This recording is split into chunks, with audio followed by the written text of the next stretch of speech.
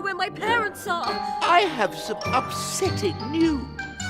Yes, she's still in a coma, but we must prepare for the worst. I have to escape. I had better find somewhere safer for you. Stella in the cellar. It's so dark. I can't see a thing. Help me! So, how did you become a ghost? You're not going to frighten me. It's no different to being locked in the cellar. I think you'll find it's a little bit different. It's shocking, isn't it? It's us against her now, Soot. So what do we do? It's time to fight back. Yes!